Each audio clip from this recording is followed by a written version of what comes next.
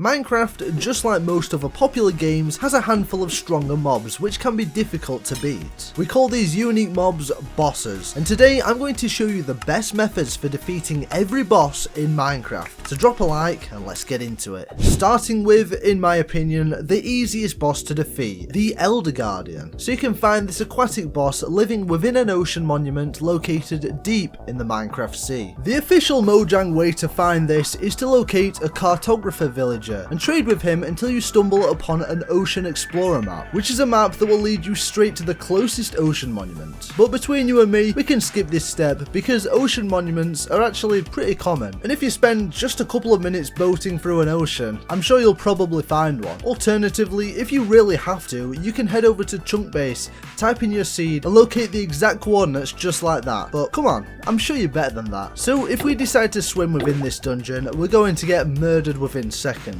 So it's best to come prepared. So what do we need? Well, some decent armor for sure. I'd say at least iron, but diamond and netherite is obviously much better. Some really useful enchantments are Depth Strider and of course Aqua Infinity and Respiration. Water breathing potions are great. Night vision potions are very nice. We could use some building blocks like dirt to obstruct the Guardian's rays. Bring some TNT, probably about 5 just to be safe. A few redstone blocks. Oak doors just in case we get in a sticky situation and need to actually breathe. Bring a bucket of milk to remove the fatigue effect if we do get it. And also a helpful tip for this is to boat over a cow as a passenger in your boat. Then you can keep heading up and refilling your bucket whenever you need it. Good swords with good enchantments finish this fight a lot faster, and a trident just for the ranged attacks. Now we're all set. Let's head straight in through the main entrance and stop, wait.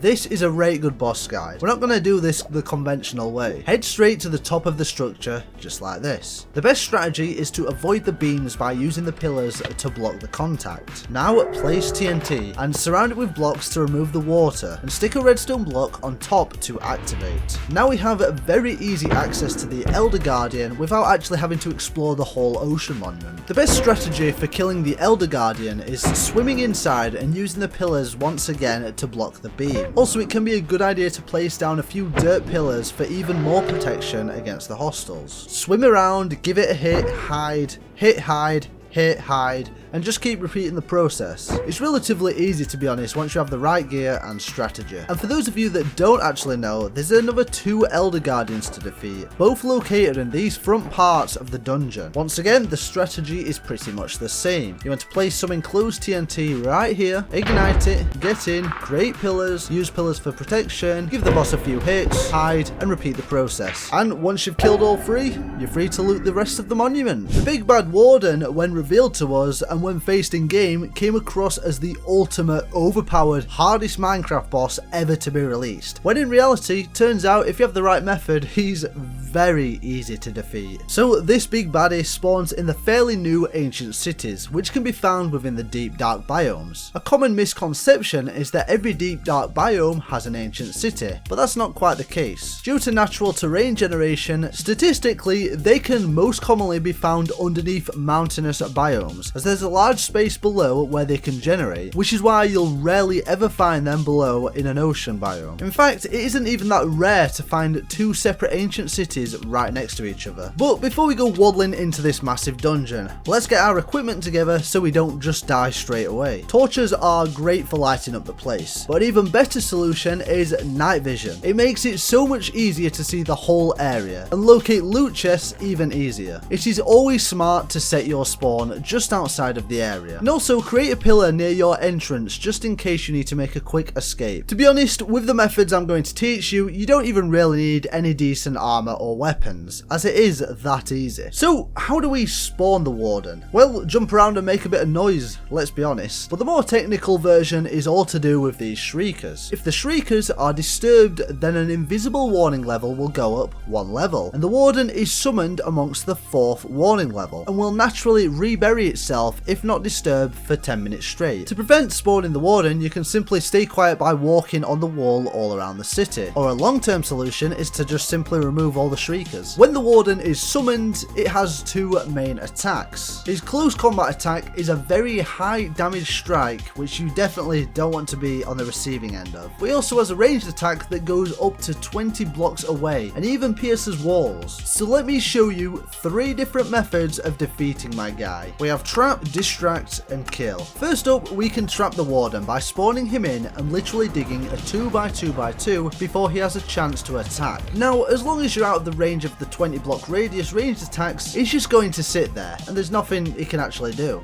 Alternatively, we can distract him. There's this very easy to build sound machine, which the big bat with legs will get fixated on, allowing you to walk around while he's enjoying his sweet lullaby. If you do just want to get rid of him, however, spawn the Warden in and instantly pillar up over 20 blocks. The Warden will know you're there and will try to get you, but you'll be too far away for him to attack, so he's literally just going to stand there while you can just pummel him with arrows from a bow. Do this every time the Warden spawns and you'll have no trouble conquering the ancient cities. Also, quick side note, if you do want to loot the chests, surround them in wool and then break the chest. That way the Shriekers won't hear you and you'll be able to loot undetected. The Wither is 100% definitely the hardest boss in Minecraft, if you fight him the way Mojang intended, of course. However, I have a few tricks up my sleeve that makes this boss fight a very easy walk in the park. To spawn the Wither, we're going to need 4 soul sand or soul soil, along with 3 Wither skeleton heads. So it's time to head to the Nether. Soul sand or soil is very easy to collect, but the Wither skeleton heads are definitely a lot more difficult. First, we need to find some Wither skeletons, which spawn inside Nether fortresses, usually in groups of 4, which sounds promising, until you realise they only have a 2.5% chance of dropping a head, which means you're going to be at this for a long time, as for every 40 skeletons killed, you should get 1 skull. A great tip is to actually find a Nether fortress, if possible, within a soul sand valley, as much less mobs spawn in this biome, meaning we can boost our spawn rates of Wither skeletons. Also, having looting on our sword increases the chances of dropping a skull by 1% per level. So with looting 1, our chances are 3.5%, but looting 3 gives us 5.5%. On Bedrock, this works a little bit differently, however, as looting 3 actually takes it up to 8.5%, which is obviously much better. So if you boost your rates by finding a Nether fortress in a soul sand valley and have looting 3, instead of having to kill 120 skeletons just to get 3 heads, you only have to kill 54 skeletons, which makes it much quicker. These guys are actually pretty strong with their swords, and their withering effect can last 10 seconds, which can soon become lethal, of course, especially if you don't have milk. If there's a group of them and you're getting rushed, knockback can be a good enchantment to have to prevent dying. But the absolute best way to kill these guys is by building a barrier like this that you can get under,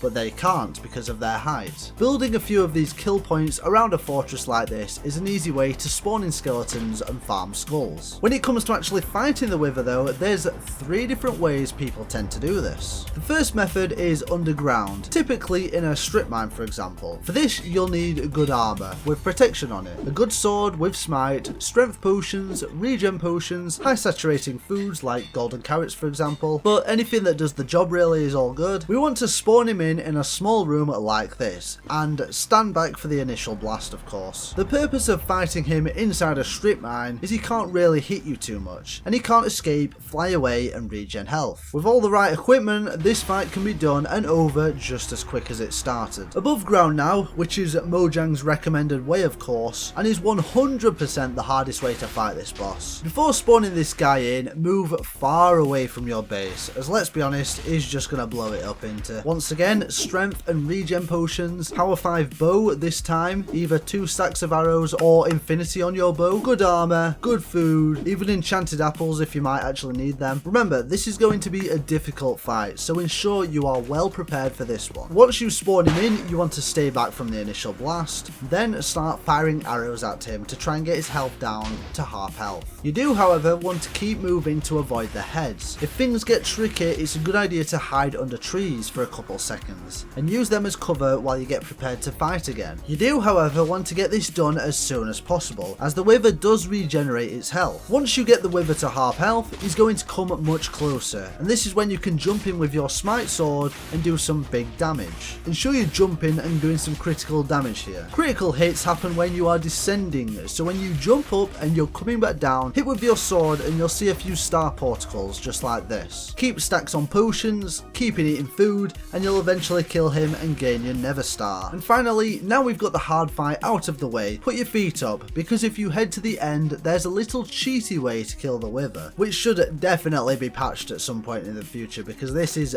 broken. All you'll need for this is your spawning supplies along with 5 obsidian. Click F3 and make sure you're facing west. Head to the bed of the portal and create a room exactly like this, 3 blocks high, just below the bedrock of the portal. Create an upside down T just like this, and place down your soul sand here, leaving the last obsidian spot empty, and then place your wither heads right here. The wither will now summon, stuck inside the bedrock, ready to suffocate, but don't hang around as the initial blast is deadly of course. And now you can sit back while the wither dies, or get involved and finish him off yourself. Told you I wasn't lying, this method is broken. Last but definitely not least, we have the official original Minecraft boss, the Ender Dragon. In my opinion, this is Minecraft's best boss, which is why I've left it till last. So first I'm going to show you how to effectively fight the Ender Dragon the way Mojang intended it, then I'll show you a nice shortcut to easily defeat the dragon, along with some unique tips no one seems to talk about. So what do we need to bring? Well, although this boss can be defeated without any armor, like most mobs, the better armor you have, the higher chance you have of surviving. Protection helps, and also feather falling is really good for the end, just in case you get thrown up into the air by the Ender Dragon. Bring yourself some tools, a bucket of water, high saturation food, couple stacks of blocks. I've personally got cobblestone because this has a high blast resistance, but it can also be swapped out for scaffolding, as you can easily recollect it. A few stacks of glass bottles so we can gather the dragon's breath, and a bow and arrow. You can bring a few stacks of arrows or simply just put infinity and power on your bow. Before we jump into the end, please set your spawn in the stronghold, just in case you end up dying in the end, as I've seen players die in the end, spawn way back miles away at their base, and struggle to remember which way they came to get to the stronghold. Okay, it's time to actually do this. Jump into the portal and you'll find yourself on this obsidian platform. Sometimes you get lucky and spawn in the end island, other times you spawn away from it and you have to bridge across. First things first, don't look at the endermen. They actually do a decent amount of damage and can kill you quite easily. To counter this, you can wear a carved pumpkin, but unfortunately this obstructs your vision quite a lot. Because I'm such a nice guy, however, if you check the description, I'll leave a nice resource pack that makes pumpkins easier to wear. If you do find yourself getting chased by a gang of these lanky guys, place down water and stand in the middle and they won't be able to touch you. So the end is filled with 10 different obsidian towers, all with end crystals at the top, which heal the dragon. These towers are usually different heights. A lot of them you can actually use a bow and arrow to destroy the crystals, but a few have cages on, so you will need to tower up eventually. Now, before we do any climbing whatsoever, I always create a 2-high roof just like this, in which we can bait endermen in and quickly collect some ender pearls. This is because if you're not confident with MLG water bucketing, once the dragon hits you in the air, these are the easiest option to get you out of trouble. First, destroy all the crystals we can reach with our bow, and there'll probably be around 2 left with cages. Before building up, I like to place some water at the bottom just in case I get knocked off or fall. Build up using either blocks or scaffold. Once you get to the top, break 1 iron bar, bridge out and shoot the crystal. Jump down straight into the water, click your scaffolding, repeat the process. Now it's time to actually start taking shots at the dragon until he flies down for close combat. Once he comes down, click F3 and B, which is going to show us hitboxes. A lot of people don't actually know you can damage the ender dragon so much more by aiming for the green rectangle at the front or his head. Keep repeating the process when fighting the dragon and you'll slay him in no time. Just be careful not to jump when in close combat, as you will probably end up in the sky. Also, you can collect dragon's breath from the pores on the floor, or actually straight from the dragon's mouth, which is an unlimited supply. Once you kill the dragon, collect all the XP. You can also collect the dragon egg, as this is one of the rarest items in the game, as you can only actually get it once, even if you respawn the dragon. To collect the egg, give it a hit. Mine below with a torch, let the egg fall onto the torch. Speaking of resummoning the dragon, you can use 4 end crystals placed here and you can go again. Now this is the way Mojang intended the fight to go. Speedrunners in the community changed this with the bed method, which is ultimately a lot faster faster, as we don't even have to bother with the whole end crystal part. Bring as many beds as possible. A sheep farm can be a really good idea for this part, and I'll leave a link to one on screen and in the description if you would like to build one. So head straight to the obsidian and place 3 blocks right here. Place down a bed and keep spamming this until the dragon is dead. Of course, watch out for your HP bar, as this method is very dangerous. To prevent fire and dragon's breath in the center, wait away from the bedrock until the dragon comes down. I will admit, although this method is a lot quicker, it's also harder, so just be aware. Thank you for watching all the way to the end of the video. Comment Boss Slayer 3000 if you actually did. Like the video, subscribe, and check out this video.